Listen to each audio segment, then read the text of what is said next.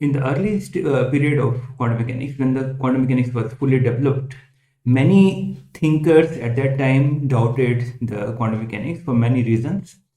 Many prominent scientists like Einstein and Mermin and Bohr, they discussed the problems and discrepancies and paradoxes in the quantum mechanics theory. In the next couple of lectures, we will discuss those paradoxes, those inconsistencies, and how they were removed and how they made quantum mechanics stronger. So that will be the topic of the next few lectures. So we start with the following. Like, let us say we have a quantum system and it can have states psi1, psi2, psi3. Then quantum mechanics says that any superposition of them, any normalized superposition of them, is also a valid state of the quantum system. Similarly, if we have two quantum systems and first one can be in psi1 and other one can be in phi1, first one can be in psi2, other one can be in phi2, and so on, then their superposition is also a valid state.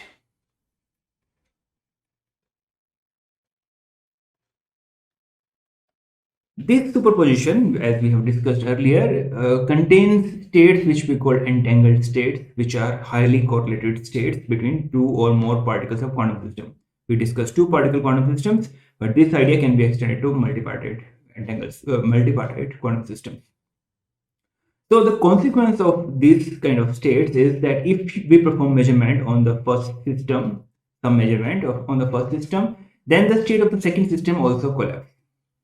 If let us say we have a state 0, 0 plus 1, 1 over root 2, and we perform measurement in 0, 1 basis, that is the eigenbasis of sigma z in subsystem A, and we get outcome 0, then we are sure that the outcome of the B subsystem is also 0 if we perform measurement in sigma z.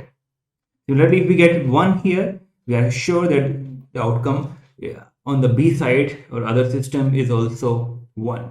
So in that way, it seems like we are able to affect the remote systems by performing measurement on our system if the state is entangled. And this entanglement is possible because of these properties of quantum mechanics, these axioms of quantum mechanics, that if 0, 0 is a valid state of bipartite system and 1, 1 is a valid state of bipartite system, then their superposition is also a valid state. This alone contributes to the concept of entanglement. The consequence of that entanglement is apparent faster than speed of light communication. Okay, so these were the kind of things which puzzled people at that time. Now we will discuss the argument presented by EPR. EPR stands for Einstein, Podolsky, and Rosen. So EPR paradox we want to discuss, and their statement in 1935 paper was that can quantum mechanical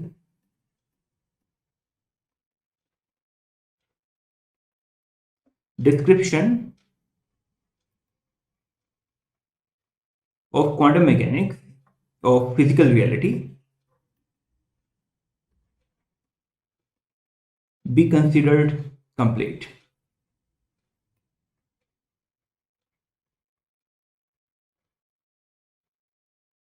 So they're posing a question that can we consider quantum mechanical description of physical reality as a complete theory, in the sense that is it a valid theory to explain our reality, our world, our universe?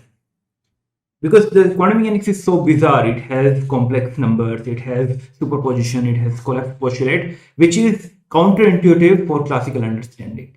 From a classical understanding point of view, many of the concepts of quantum mechanics looks bizarre, looks fairy tale type.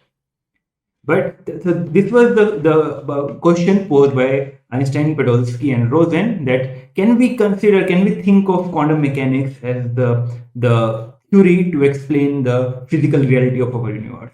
Is the quantum mechanical theory complete? Does it have some inconsistency? Can we find some inconsistency in this?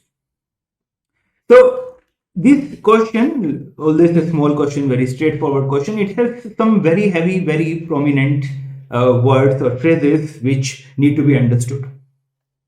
So what do we mean by physical reality? So for that, EPR, Einstein and fellows, they define the element of physical reality.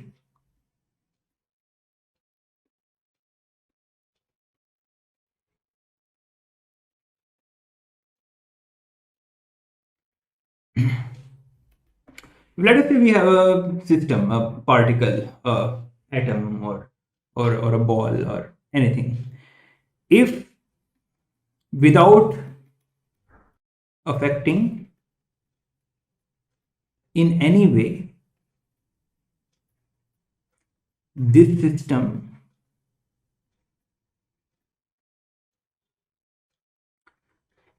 if we can predict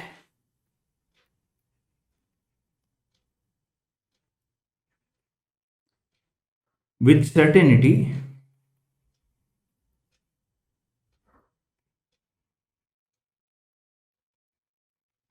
the value of a physical quantity,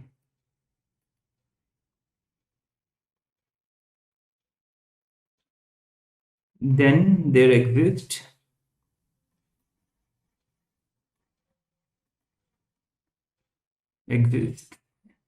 an element of physical reality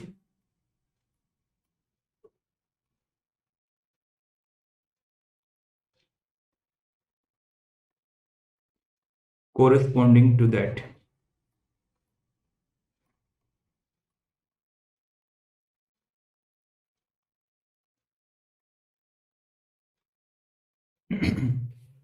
Let me repeat this statement.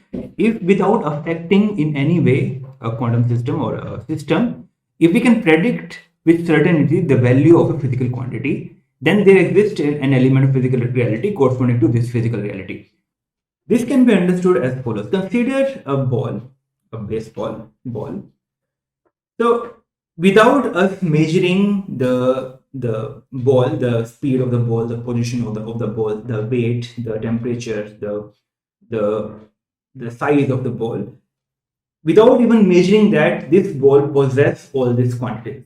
The ball is present at a definite position, it has a definite momentum, it has a definite shape, size, weight, mass, temperature, everything at a given time of the day, at a given location, and if the parameters are kept constant.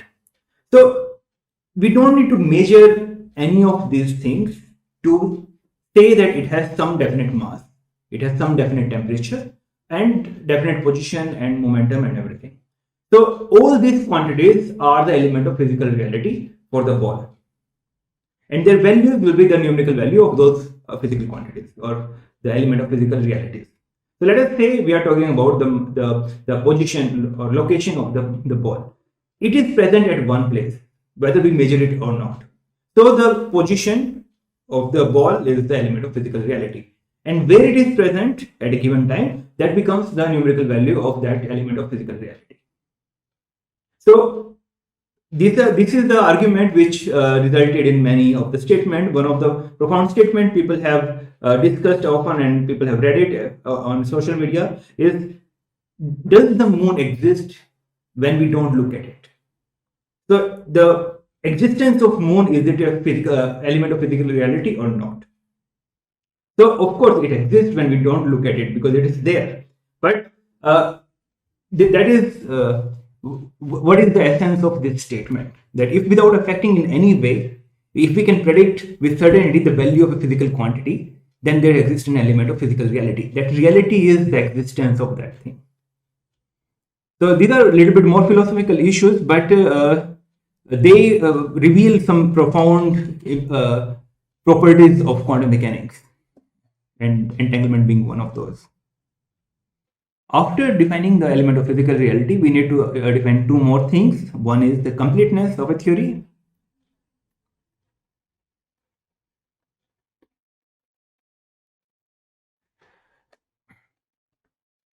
A theory is considered complete if it contains the counterpart to all the element of physical reality. So if we have element of physical reality, then there should be a observable corresponding to that.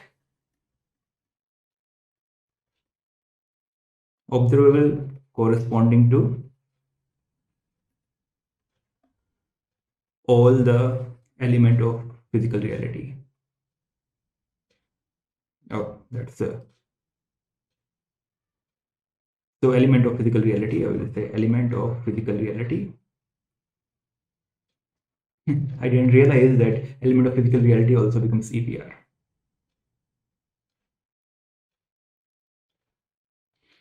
So it means whatever is measurable or whatever is supposed to exist in a given particle, all of those quantities should be, there should be a corresponding observable for all of those quantities.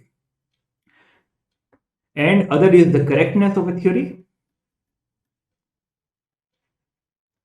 A theory is considered correct if it agrees with experimental results.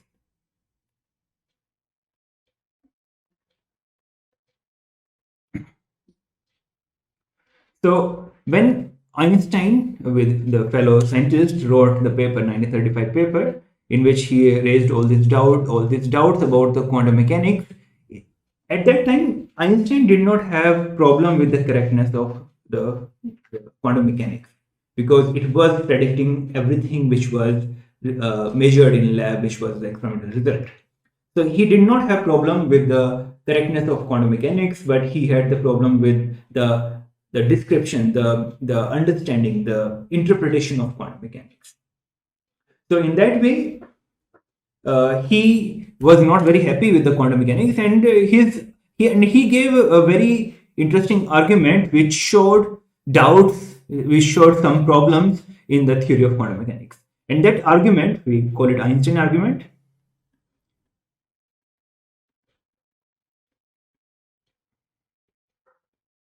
It goes like this. So now let's consider two particles, particle A and particle B, and their state is prepared in such a way that it's a delta function in the position, and it's a delta function in momentum. The state of these two particle system can be written as sum over x, state x of particle A and state x plus L of particle B. So it's in the x representation. If we write it in the p representation, we can see what is the relation between x and p states. It is without the normalization. I'm not writing the normalizations here, so I'm just saying proportional. So x is proportional to exponential of I p x p.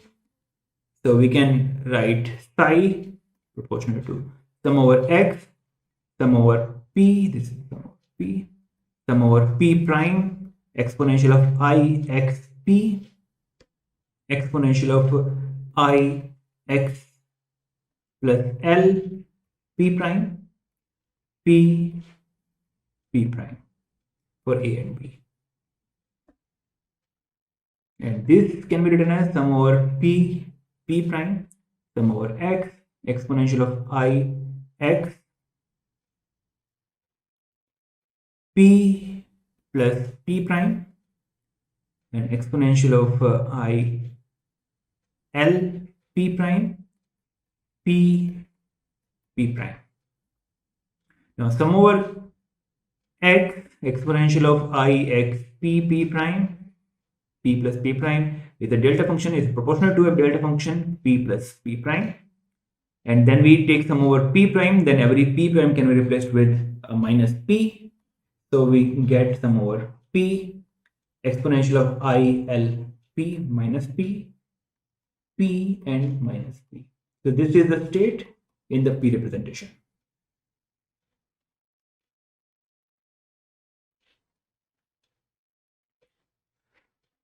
So it does not matter whether we use the p representation or x representation, the state is the same. So let us consider the x representation again. Psi is proportional to x, x plus L, sum over x. So it means there is a normalization constant, and our treatment is independent of that normalization constant. Now we see that x is an orthonormal basis in HA, in the first Hilbert space. And if we displace x, this is for all the x in the space, in the real space, all the positions. So x plus L is also the same, is just shifted. This is also an orthonormal basis in H2, HB. So when we have one orthonormal basis and another orthonormal basis and only one sum, this looks like a Schmidt decomposition.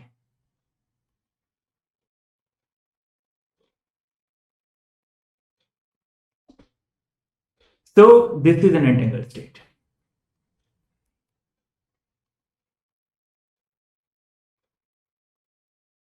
Not just that, we see that the coefficient of each of these terms are the same. It's just the normalization constant.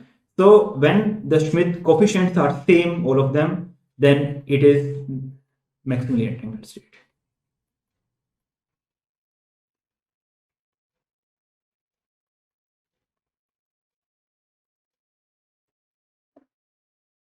If we perform measurement of X operator on particle A, then we will get some value x0.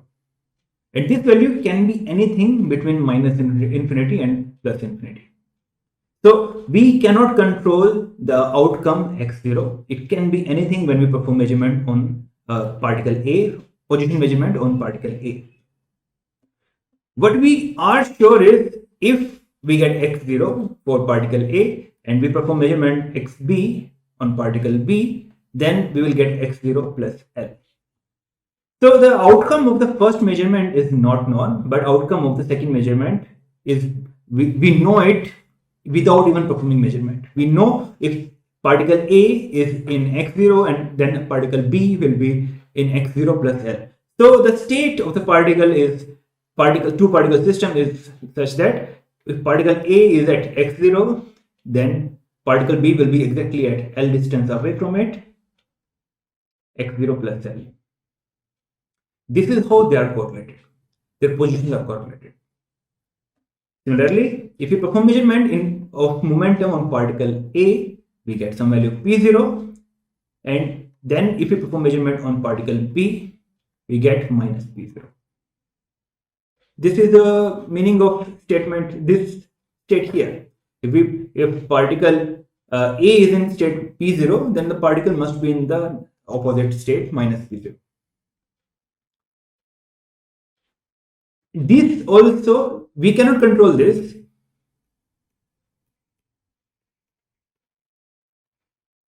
But this one we know for certainty.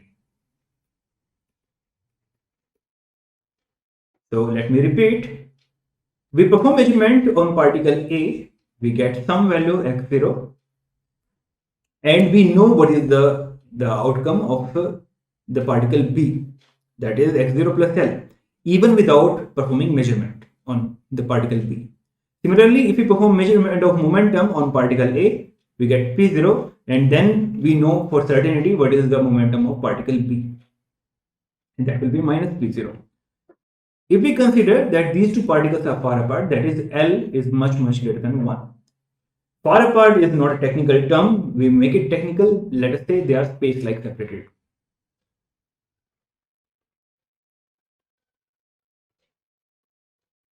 It means they are so far apart that we cannot signal from between these two particles within the time scale we are interested in. The time it takes to perform measurement, to assemble the data, and to do whatever we want to do. In that much time scale, we cannot communicate any information from particle A to particle B or from particle B to particle A. So those events are the space-like separated events. There is no communication possible within a given time frame. Now, if that is the case, and we can find the value of xb and pb without performing measurement, without affecting them in any way, then these two should be the element of physical reality.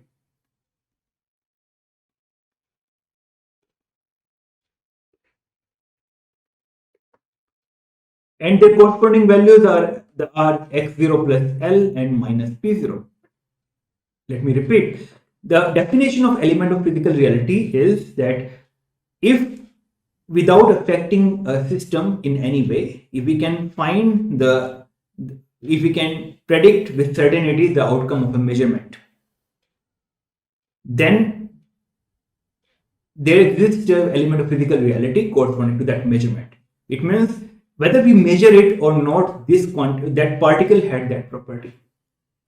To understand it in simple terms, let us say we have a box with two particles, one red and one blue. And we cover it so that no one can see. Like we divide the box into two parts, and we cover these boxes so that no one knows which part it has the red ball and which part has the blue ball. One of the part is sent to lab A, and other part is sent to lab B. Then we perform measurement of color here, and we find that we had red ball in lab A. Then we know that the lab B must have gotten the blue ball. Without performing the measurement on the color of the ball in the particle, color of the particle in lab B, we know that the particle must be blue in color. So the color of that particle is the element of physical reality. Another example is if we have a Bohm shell which is at rest in the beginning and it explodes into two parts. One part goes in this direction and one part goes in other direction. One part goes to lab A, other part goes to lab B. And in the event of explosion, they start rotating. These two, they acquire certain angular momentum, the two parts. Then whatever, since in the beginning the total angular momentum was 0, then whatever angular momentum we get here, we will get the opposite of that angular momentum on the part B.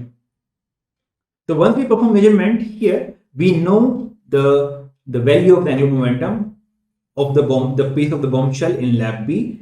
Hence, without performing measurement on the system, we can predict it. So it must be an element of physical reality. These quantities are attached to the particles, to the systems, whether we perform measurement or not. The moon exists whether we look at it or not. So that is the element of physical reality.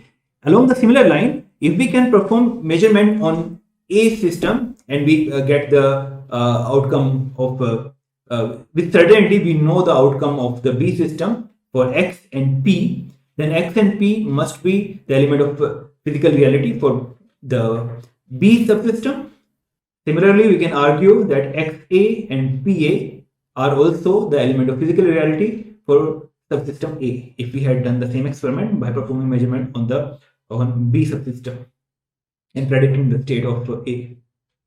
In that way, the values of X and P observables are always present with the particle, and we should be able to perform sharp measurements and get those values without worrying much. But quantum mechanics also says that X and P are incompatible observables. It means they do not commute.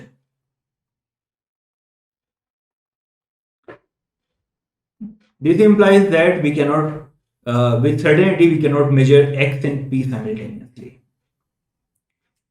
So, Einstein's argument says that since X and P are the element of physical reality, so we should be able to measure them with certainty and get the outcomes.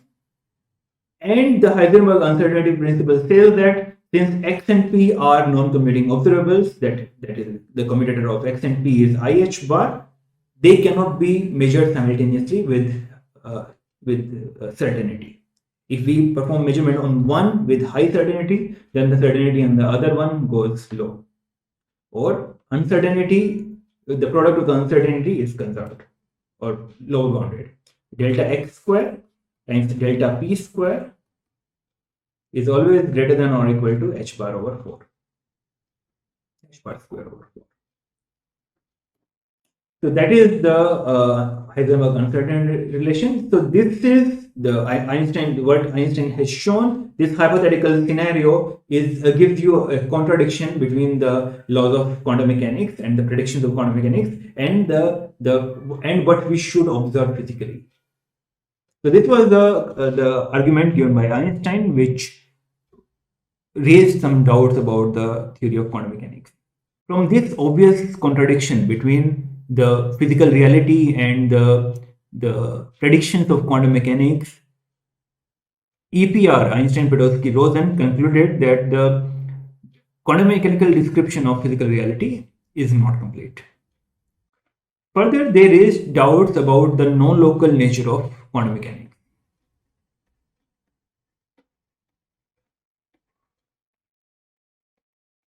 That is, the choice of the measurement, according to them, the choice of the measurement done on the first particle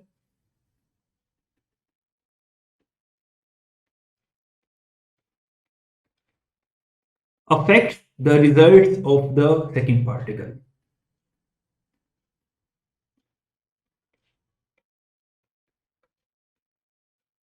So it seems like we are doing the superluminal communication, or we are violating the causality. It means this can be understood like this. If we perform measurement of Xa on particle A, then we get outcome x0, and the state of the particle B is x0 plus L. But if we perform measurement of Pa on the first particle and we go to P0, then the state of the second particle is minus P0. And in terms of the x representation, it will be sum over minus I xp 0 x, sum over x.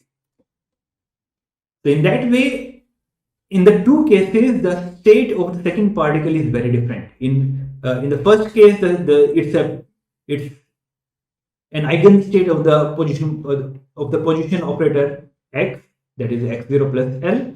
In the second case, it's the eigenstate of P operator. So it is equal superposition, or with only the phase difference, but equal superposition of all the positions of the all the eigenstates of the position operator x.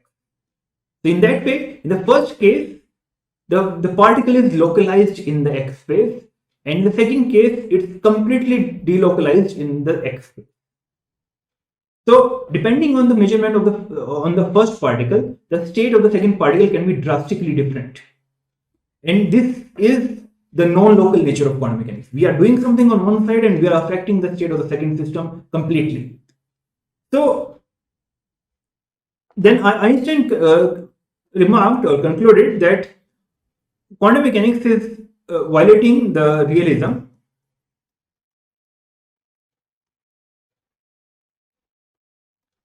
and it's violating the locality. It is possible that these two things are related. So Einstein said that quantum mechanics is either violating the realism or it is violating the locality. That was the conclusion of the EPR paper, the final conclusion.